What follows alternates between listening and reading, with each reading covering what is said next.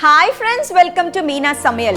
This episode is sponsored by VIDIEM. Thank you VIDIEM for supporting Meena's Samayal. இன்னைக்கு நாம பார்க்க போறது ஒரு side dish category paneer butter masala.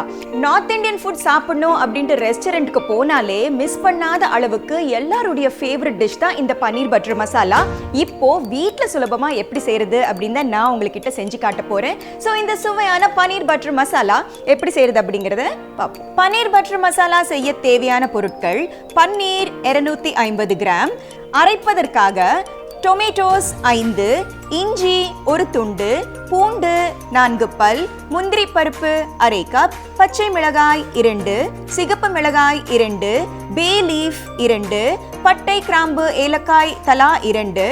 Other ingredients: பச்சை மிளகாய் 2, ginger garlic paste 1 teaspoon, Kashmiri red chilli powder 1 teaspoon, kasuri methi 1 tablespoon, garam masala அரை teaspoon, சர்க்கரை 2 teaspoon, வெண்ணெய் 4 tablespoon, fresh cream 3 tablespoon, பொடியாக நறுக்கிய கொத்தமல்லி 1 டேபிள் ஸ்பூன், எண்ணெய் 2 டேபிள் ஸ்பூன், உப்பு தேவையான அளவு.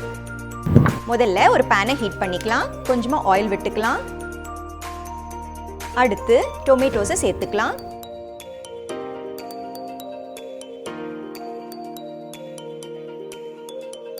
அதோட பே லீஃப், பட்டை கிராம்பு ஏலக்காய், 2 பச்சை மிளகாய் ரொம்ப நீளமாக இருக்கிறதுனால பெருசாக இருக்குது. அடுத்து காஞ்ச மிளகாய், 1 இன்ச் இஞ்சி பீஸ், பூண்டு, அதோட முந்திரி பருப்பு அதிகமாக சேர்க்குற காரணம் நல்ல க்ரீமி டெக்ஸ்டர் கொடுக்கறதுக்காக நல்ல ரிச்சாக இருக்கும் இந்த கிரேவி. தக்காளியோட சேர்த்து நம்ம முந்திரி வறுக்கிற காரணம் நல்ல சோக் ஆனதுக்கு அப்புறமா நம்ம அரைச்சோம்னா தான் நிறைய வால்யூம் கிடைக்கும். டொமேட்டோஸ் நல்லா சாஃப்ட் ஆகிறதுக்காக ஒரு 2 நிமிஷம் மூடி போட்டு வைக்கலாம். இடையில கொஞ்சம் கிளறலாம்.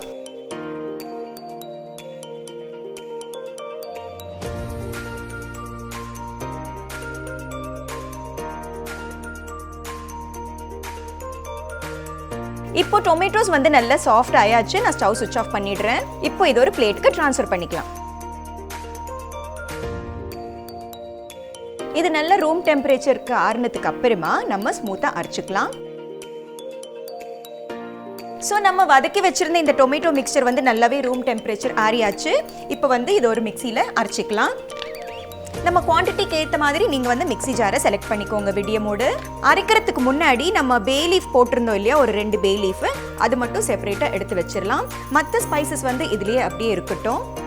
ஸோ ஒரு மிக்ஸி ஜாருக்கு நம்ம ட்ரான்ஸ்ஃபர் பண்ணிக்கலாம். டொமேட்டோஸ் நல்லா சாஃப்டாக இருக்குது. அண்ட் நீங்கள் இந்த முந்திரியை கவனித்து பார்த்தீங்கன்னா நல்லா உப்பி இருக்குது பாருங்கள். ஸோ அப்போ தான் நல்ல க்ரீமி டெக்ஸ்டர் கிடைக்கும் நம்மளுக்கு. இப்போ இது ஸ்மூத்தாக அரைச்சிக்கலாம்.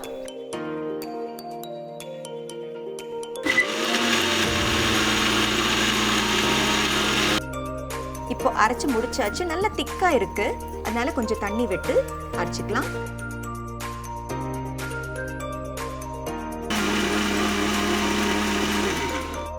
இப்போ அரைச்சு முடிச்சாச்சு. இப்போ இன்னொரு பேன்ல நம்ம மெயின் கிரேவியை ஸ்டார்ட் பண்ணிடலாம். இப்போ ஒரு பேனை ஹீட் பண்ணிக்கலாம். முதல்ல வெண்ணெயை சேர்த்துக்கலாம். பனீர் பட்டர் மசாலா அப்படிங்கிறது பட்டர் அப்படிங்கிறது நிறையவே சேர்க்க வேண்டியது இருக்கும். ஸோ ரொம்ப ரிச்சாக க்ரீமியாக டேஸ்டியாக இருக்கக்கூடிய ஒரு நார்த் இந்தியன் கிரேவி தான் இது. இதோடு சேர்த்து நம்ம கொஞ்சம் எண்ணெயும் சேர்த்துக்கலாம்.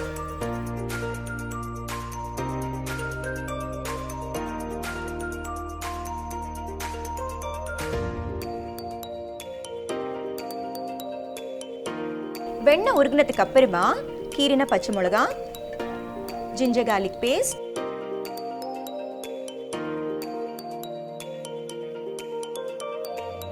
அடுத்து red chilli powder. Preferably Kashmiri red chilli powder போட்டிங்கன்னா நம்மளுடைய அவுட்புட் கலர் நல்ல ஜோரா இருக்கும்.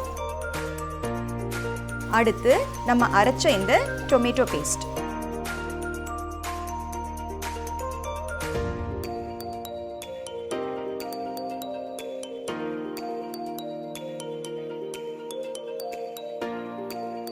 நம்ம ஆரம்பத்தில் வந்து தக்காளி முந்திரி எல்லாம் வதக்கணும் இல்லையா, அதோடு சேர்த்து வெங்காயமும் சேர்க்கலாம். வெங்காயம் சேர்க்கும் போது அது வந்து ரெஸ்டாரண்ட் ஸ்டைல் ஆகிடும். நான் சேர்க்காம செய்கிறது அப்படிங்கிறது வந்து ஒரிஜினல் ரெசிபிங்க. 5 ஸ்டார் ஹோட்டல்ஸில் நீங்கள் பார்த்தீங்கன்னா வெங்காயம் இல்லாமல் பண்ணுவாங்க.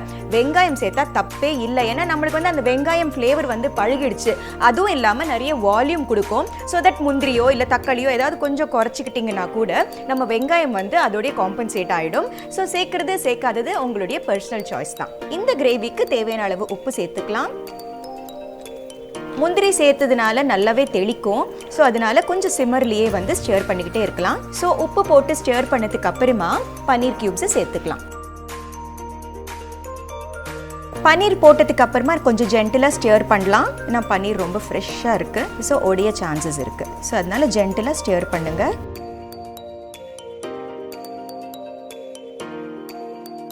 ஸ்டியர் பண்ணதுக்கு அப்புறமா ஒரு 2 நிமிஷம் நம்ம க்ளோஸ் பண்ணி வச்சிடலாம். ஏன்னா அந்த உப்பு காரம் எல்லாம் பன்னீருக்குள்ளே நல்லா பெனிட்ரேட் ஆகட்டும்.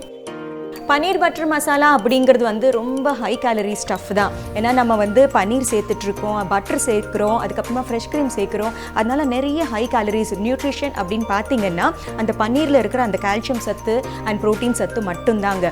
உங்களுக்கு இதுவே வந்து கொஞ்சம் ஹெல்த்தியர் ஆப்ஷனில் பண்ணணும் அப்படின்னு நினச்சிங்கன்னா பெல் பெப்பர்ஸ் போட்டுக்கலாம். அதாவது ஆல் த 3 பெல் பெப்பர்ஸும் போட்டுக்கலாம், இல்லைன்னா பிளெயின் கேப்சிகம் கூட நீங்கள் சேர்த்துக்கலாம்.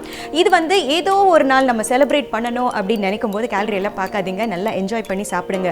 டெய்லி பேசிஸில் நீங்கள் செய்யணும் அப்படின்னு நினைக்கும் போது முந்திரியை கொஞ்சம் கம்மி பண்ணிட்டு பட்டரும் கொஞ்சம் கம்மி பண்ணிட்டீங்கன்னா ஹெல்த்தி ரெசிபி ஆகிடும். 2 நிமிஷத்துக்கு ஒரு தடவை வந்து நம்ம ஸ்டியர் பண்ணலாம். ஆனால் வந்து நல்ல கிரேவி திக்காக இருக்கிறதுனால கொஞ்சம் கேர்ஃபுல்லாக ஸ்டியர் பண்ணிவிட்டு திரும்ப கேர்ஃபுல்லாக மூடி வச்சுருங்க.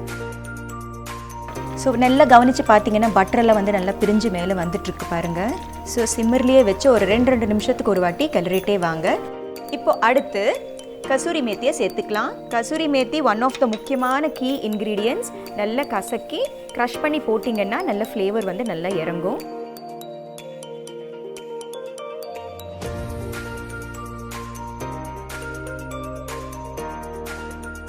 கசூரி மேத்தி போட்ட உடனே கும்முன்னு ஒரு வாசனை வரும் பாருங்க, அப்படியே ரெஸ்டாரண்ட்டே ஒரு ஃபீல் வந்துடும் நம்மளுக்கு. ஸோ அடுத்தது வந்து கரம் மசாலாவை சேர்த்துக்கலாம். கரம் மசாலா வந்து ஆப்ஷனல் தான், ஏன்னா வந்து நம்ம தக்காளி வதக்கும் போதே ஹோல் ஸ்பைசஸை சேர்த்து நம்ம அரைச்சிருக்கோம். அதையும் தாண்டி நிறைய வந்து பட்டர் அண்ட் க்ரீம் அண்ட் பன்னீர் எல்லாம் இருக்கிறதுனால இன்னும் ஒரு பஞ்ச் இருக்கட்டுமே தான் நான் சேர்க்குறேன். Garam masala is optional. அடுத்து சர்க்கரை சேர்க்கறது அப்படிங்கிறது கூட ஒன் ஆஃப் த முக்கியமான இன்க்ரீடியன்ட். ஏன்னா நிறைய தக்காளி சேர்த்துருக்கோம் இல்லையா, இன்கேஸ் ஏதாவது அந்த சார் டேஸ்ட் இருந்ததுன்னா இந்த சுகர் போடுறதுனால பேலன்ஸ் ஆகிடும். ஸோ நல்ல க்ரீமியாக இருக்குது பாருங்கள், ரிச்சாக. அடுத்து ஃப்ரெஷ் க்ரீமை சேர்த்துக்கலாம். இது வீட்டில் செஞ்ச ஃப்ரெஷ் க்ரீம், நல்லா திக்காக இருக்குது.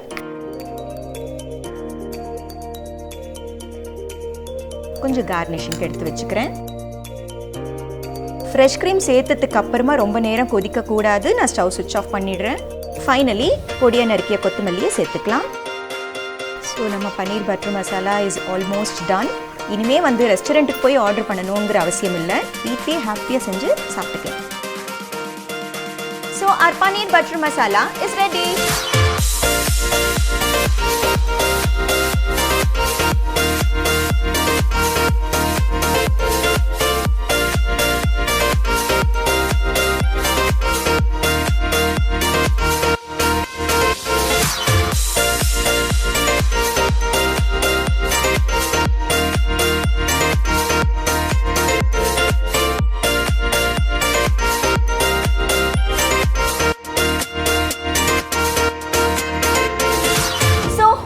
பன்னீர் பட்டர் மசாலா எப்படி செய்யறது அப்படிங்கறத பாத்தீங்க இல்லையா? கண்டிப்பா இந்த ரெசிபியை நீங்களும் ட்ரை பண்ணி பாருங்க.